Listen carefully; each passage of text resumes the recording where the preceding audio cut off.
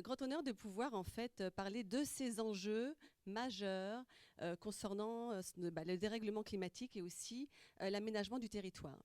Alors, aujourd'hui, on va un petit peu voyager parce que je vais vous parler de deux cas en fait d'études. Les enjeux à la Nouvelle-Orléans, l'objectif étant de présenter certaines thématiques et puis ensuite on va revenir un petit peu sur notre réalité au Québec. C'est bon? Ok, peut-être que ce serait mieux que je parle ici. Bon. Alors allons-y.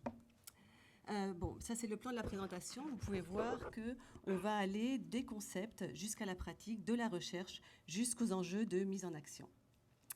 Une introduction assez rapide. On sait tous que la Terre est entrée dans un nouveau régime climatique. On a des enjeux, on a de l'incertitude à gérer et ça pose beaucoup de difficultés au niveau de l'aménagement du territoire. Je ne sais pas très bien. Attendez, c'est bon? Oui. Peut-être que je vais prendre juste celui-là. Et puis bon, au niveau de l'aménagement du territoire et puis au niveau des règlements qu'on doit adapter, qu'on doit mettre en place, et ceci à différentes échelles.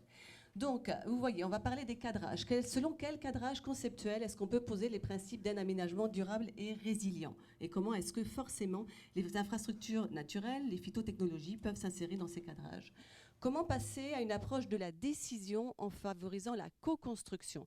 On se rend compte qu'on a beaucoup d'acteurs en jeu et forcément, il faut tous travailler ensemble pour arriver à un aménagement durable et intégré du territoire. Ensuite, comment penser les enjeux multiples justement à l'échelle des territoires et des villes que nous aménageons, hein? On parle forcément de l'enjeu de l'échelle régionale, de l'échelle de l'agglomération, de l'échelle des arrondissements et de l'intégration de nos citoyens. Et donc là, j'en passe à une autre question, c'est-à-dire la communication. Comment est-ce qu'on peut développer des outils de communication adaptés? Justement, Louise en parlait ce matin, pour engager nos citoyens, pour que nos citoyens au niveau de leur parcelle savent savoir quoi faire justement pour eux aussi développer ces phytotechnologies et les intégrer dans leur aménagement.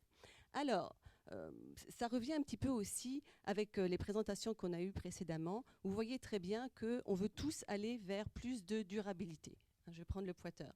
Et pour aller vers plus de durabilité, forcément, on va intégrer les changements climatiques, intégrer cette incertitude, aussi tous les impacts sociaux, environnementaux qui vont être liés, et puis ensuite avoir des mesures qui non seulement vont intégrer des mesures d'adaptation, mais aussi des mesures d'atténuation pour améliorer le cadre de vie et justement aller vers cette durabilité. Ce matin, la mairesse parlait justement de notre plan de résilience. Vous savez que le bureau de la résilience est maintenant le bureau de la transition écologique et de la résilience. Et donc, on voit très bien ce passage essentiel de la résilience vers la durabilité. Alors, quand je parle de multi-acteurs, on voit très bien, et puis on a aussi des plans qui ont été générés à la lumière des inondations de mai 2017. Malheureusement, quand on a un événement, quand on a un choc, parfois c'est l'opportunité justement pour passer à l'action. Et donc on a différents acteurs qui montrent à quel point travailler ensemble vers un aménagement plus résilient est important. Donc autant au niveau du fédéral qu'au niveau de la province, justement avec le PAC, aussi avec le plan d'action du ministère de la Sécurité publique, bon, forcément le plan Archipel qui vient nous être présenté tout à l'heure. Au niveau de la ville de Montréal, on a aussi plusieurs plans. On a le plan d'adaptation, le plan de développement durable, le plan de résilience qui présente des projets extrêmement intéressants justement sur ces infrastructures naturelles. Les arrondissements aussi travaillent avec des plans de développement durable. Et enfin, nos citoyens. On fait des enquêtes beaucoup au niveau de la faculté de l'aménagement sur le terrain. Et ça nous permet justement aussi d'avoir la parole citoyenne qui est absolument essentielle quand on veut avoir un aménagement résilient. Et vous voyez ici, ça ce sont des citoyens qui nous ont parlé cet été du quartier d'Annecy. Nous avons besoin d'informations, savoir comment adapter nos maisons, quels sont les règlements, comment faire, quel suivi. Et forcément, ça intègre justement toutes ces questions d'infrastructures naturelles et de phytotechnologie. Bon, on parle beaucoup de résilience, je vais aller assez rapidement. Qu'est-ce que la résilience, hein? Donc vous savez qu'au niveau de la Rockefeller Foundation, on a une définition très intéressante avec justement deux éléments majeurs. La résilience, ce sont les stress et les chocs. Qu'est-ce que c'est que les stress? Les stress, ça va être la vulnérabilité intrinsèque, les personnes âgées, les personnes souffrant d'asthme, etc. Et puis les chocs. Les chocs, c'est justement comme ce qu'on a eu au printemps dernier, des inondations majeures qui vont révéler finalement des enjeux sur notre territoire et des enjeux qu'on va devoir gérer. Et justement, l'intégration des infrastructures vertes et des phytotechnologies est absolument essentielles pour arriver à avoir un aménagement plus résilient. La résilience, c'est aussi la capacité de s'adapter à un danger. Et elle est non seulement possible avec la construction de bâtiments résistants aux dangers, mais aussi de systèmes sociaux préparés aux crises. Et donc forcément, on va devoir aussi passer à la communication, l'éducation, non seulement des acteurs locaux, des professionnels, mais aussi des citoyens, avec des méthodes collaboratives et inclusives. Donc, je commence avec l'ouragan Katrina, parce qu'on parlait d'inondations, de changements climatiques majeurs. Vous voyez ici l'exemple de ce qui peut se passer. Et puis aussi, généralement, on voit l'extérieur des maisons, mais l'intérieur d'une maison avant l'ouragan Katrina, après l'ouragan Katrina, c'est clair que au niveau de notre responsabilité d'aménager justement toutes ces infrastructures vertes et la phytotechnologie, l'objectif, ça va être d'éviter d'arriver à ce type de catastrophes majeures. C'est clair que ce qu'on a eu au printemps dernier n'est pas aussi catastrophique, mais cela dit, on a quand même beaucoup de citoyens qui ont dû faire face à des infrastructures et à des problèmes pour leur propre maison. Donc les inondations au Québec du printemps dernier qui ont révélé des enjeux non seulement vis-à-vis des scénarios climatiques, mais aussi de l'aménagement du territoire et des besoins qu'on avait à faire, et ceci à différentes échelles. Différentes échelles, n'oublions pas que l'échelle régionale est absolument essentielle et que quand on parle justement de la protection des terres agricoles, ici c'est ce qui s'est passé après l'ouragan Katrina parce qu'il n'y avait pas de règlement à ce moment-là adapté pour éviter justement un étalement très important, et on a eu une multiplication des nouveaux logements sur des terres agricoles, sur des terrains verts, sur des anciens marais, donc un phénomène absolument catastrophique au niveau régional.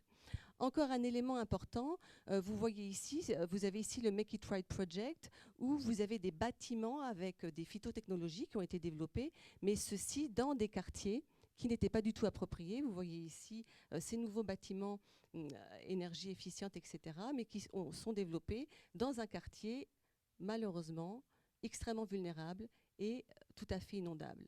Donc, et ici, je vous ai aussi mis un certain nombre de photos. Ça, c'est le genre de nature en ville qu'on ne veut pas. Et ça, c'est justement, évidemment, quand on n'a pas de règlement adapté et qu'on n'a pas non plus d'information, de conscientisation, de possibilités de travailler avec les citoyens pour avoir des aménagements qui soient résilients.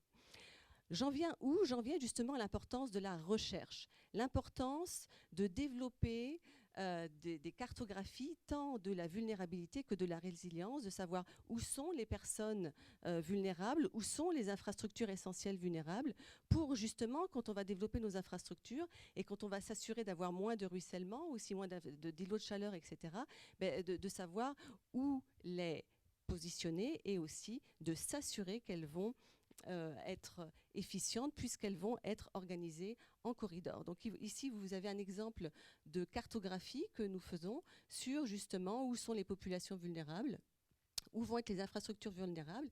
Et ensuite, là, c'est au niveau de la ville de Coaticook qui a vécu en 2014 et 2015 des problèmes d'inondation importants. Et ensuite, avec les chercheurs, on va aussi réfléchir à quelles infrastructures vertes on va mettre en place pour justement pallier à ces enjeux.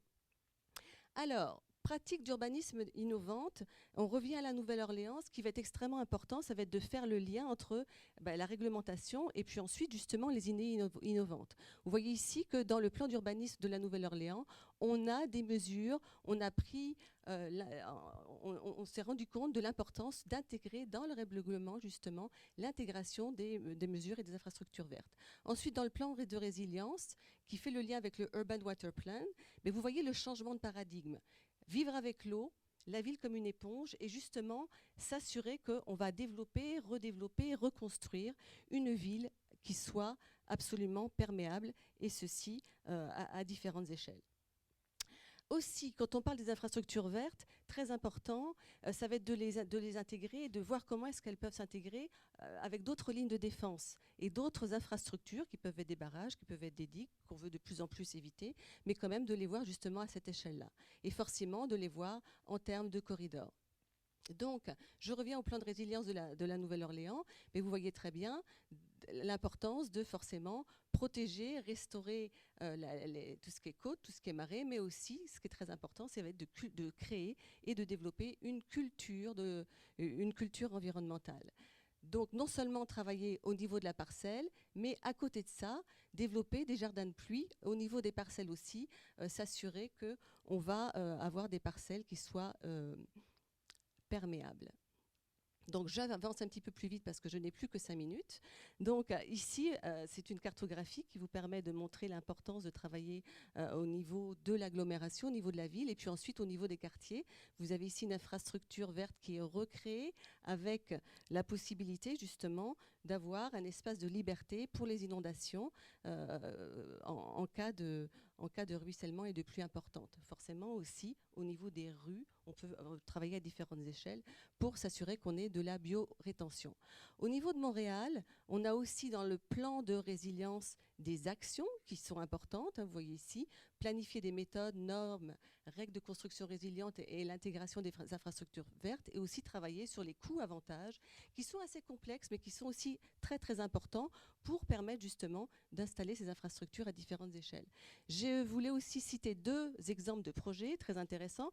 Par exemple, la Villeray, donc ça c'est avec WWF, la possibilité de remettre en lumière un ruisseau, le daylighting. Vous savez que ça, ce sont les types d'infrastructures très importantes, très intéressantes, qui permettent aussi d'améliorer le niveau et le cadre de vie des citoyens. Et puis aussi forcément le site Outremont, le campus 1000, qui c'est aussi accompagné de phytotechnologies intéressantes et donc qui permet de montrer comment dans une ville, on peut refaire la ville sur la ville en intégrant ces infrastructures.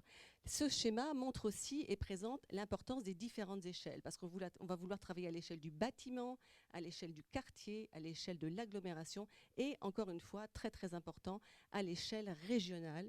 Dans le cas de Montréal, ça va être à l'échelle de la CMM.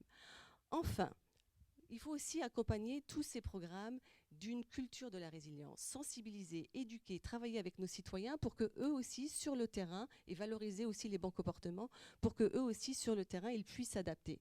Vous voyez ici des résultats d'une enquête qu'on a fait l'été dernier sur l'état de préparation des citoyens vis-à-vis des inondations.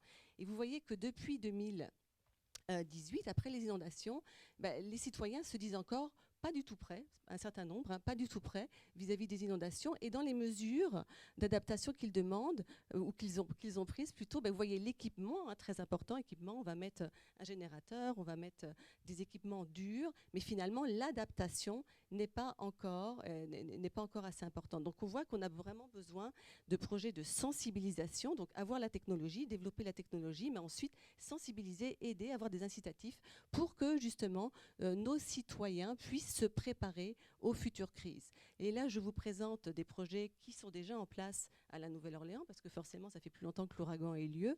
Vous avez ici Waterwise NOLA, qui permet, avec des ateliers aux citoyens, justement, de développer au niveau de leur bâtiment de la phytotechnologie et aussi au niveau de leur parcelle, un autre projet.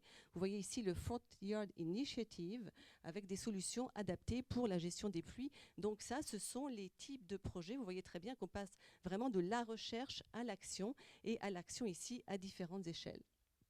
Donc avec un certain nombre d'outils innovants, bien sûr, en insistant encore sur l'importance de la co-construction et sur la gouvernance intégrée.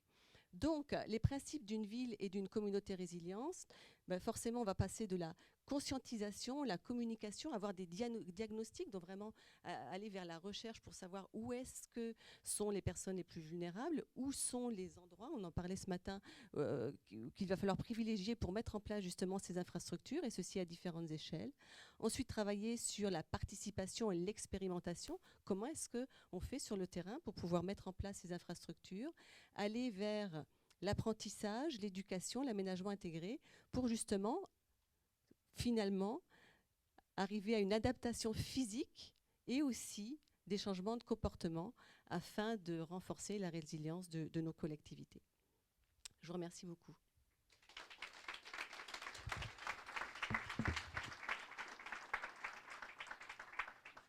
Je ne sais pas si c'est des questions. On se rappelle, il y a Maxime au milieu de la salle qui peut prendre des questions, si on a le temps. Une question. On a le temps pour une question. Bonjour, Maude Landreville. Je suis nouvellement à la Direction de santé publique de Montréal. Ma question, c'est, j'ai vu sur une des cartes un indicateur de sensibilité territoriale. J'aurais voulu savoir de quoi il était fait. Merci. Alors en fait, l'indicateur de sensibilité territoriale que nous utilisons permet de cartographier les infrastructures essentielles. Donc ça va être des infrastructures type les hôpitaux, les maisons de retraite, les stations, les casernes de pompiers, etc. Parce qu'on veut s'assurer de connaître leur localisation sur le territoire. Et ensuite, ce qu'on va faire, c'est qu'on va utiliser des scénarios climatiques, donc avec différents types d'inondations pour justement savoir, est-ce que, par exemple, dans le cas de Saint-Raymond, la station de pompiers était justement en zone inondable, de même que la mairie. Donc, qu'est-ce qu'ils ont fait? Là, ils ont déplacé la station de pompiers. Et avec ce type de cas, ça permet aussi, d'ailleurs, ce qu'ils ont fait à Saint-Raymond, de pouvoir, en effet, mettre en place des infrastructures vertes et aussi d'autres types d'infrastructures pour empêcher que l'eau atteigne un cadre bâti existant qui est extrêmement vulnérable. Donc l'objectif, ça va être de diminuer d'un côté la vulnérabilité, puis de l'autre côté, de renforcer la résilience avec justement ces projets, ces programmes, etc.